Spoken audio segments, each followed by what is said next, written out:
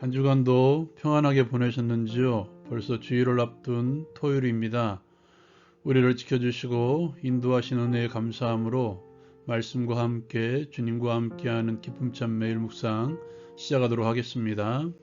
오늘 말씀은 민수기 16장 36절에서 50절까지의 말씀입니다.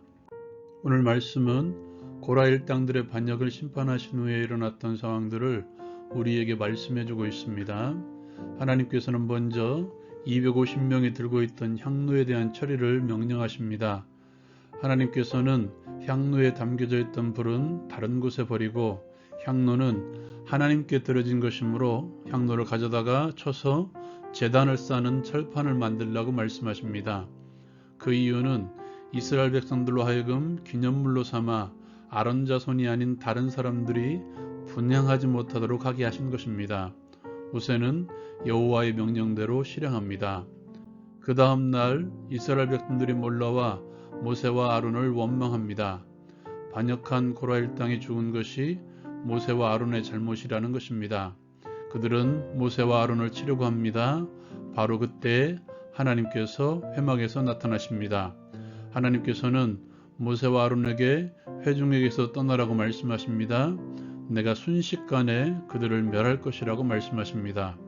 하나님께서는 이스라엘 백성들을 전염병으로 심판하십니다. 모세는 아론에게 향로를 가져다가 불을 담고 향을 피워 이스라엘 백성들을 위해 속죄하라고 말합니다.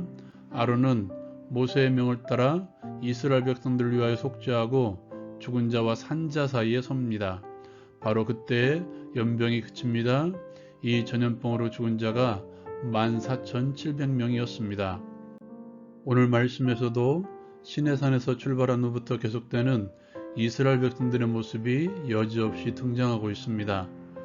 고라 일당들이 심판받고 죽은 다음 날 그들은 모세 앞에 와서 원망을 늘어놓습니다. 모세와 아론 때문에 그들이 죽었다는 것입니다. 분명히 하나님의 심판을 목격했음에도 그들은 화살을 모세와 아론에게 돌리고 있습니다. 하나님께서는 고라 일당들이 반역을 꾀할 때에 아무런 대처도 하지 않고 암묵적으로 동의했던 그들의 심판을 유예하셨습니다.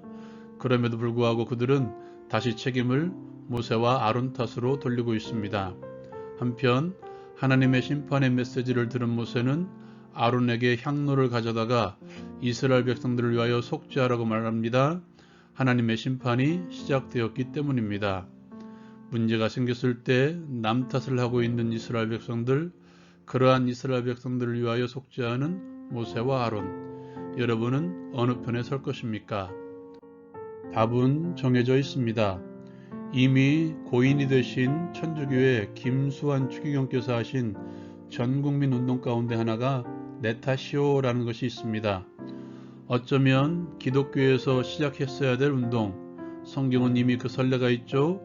예수님께서 십자가상에서 하신 말씀, 스데반 집사가 순교 현장에서 했던 기도, 아버지여 저들의 죄를 저들에게 돌리지 마옵소서.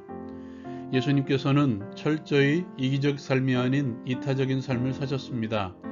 그리스도를 닮아가는 것이 구원받은 자의 삶의 목표라면 우리의 삶은 끊임없이 이타적인 삶을 살아야 될 것입니다. 문제의 원인을 가장 먼저 나에게서부터 찾으려고 하십시오. 다른 누구에게서부터 찾기 시작하면 판단하고 정죄하기 시작할 것입니다. 판단은 하나님께서만 하시는 것입니다. 문제의 원인은 나에게서 찾고 그리고 해답은 항상 하나님께 있습니다. 하나님께 해답을 구하십시오. 두 번째로 그리스도인들이 서 있어야 될 자리가 어디인지 함께 나누길 원합니다.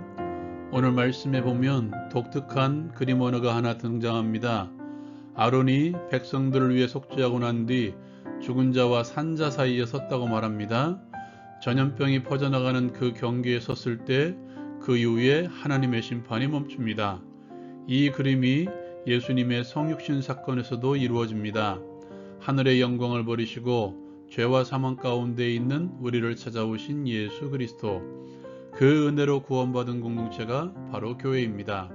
그렇다면 교회가 서 있어야 될 자리도 분명합니다. 생명의 복음을 들고 생명이 없는 곳에 서 있어야 됩니다.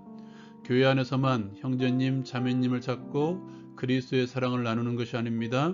교회의 최종 목표는 가서 제자를 삼는 것입니다. 어디로 가야 됩니까? 복음이 없는 곳, 생명의 복음을 들고 사망 가운데 있는 곳, 사망 가운데 있는 자들을 찾아가야 합니다. 내가 찾아가야 될 사망의 땅, 사망 가운데 있는 현장은 어디입니까? 그곳에서 우리 죄를 속죄하신 예수 그리스도의 복음을 들고 섭시다.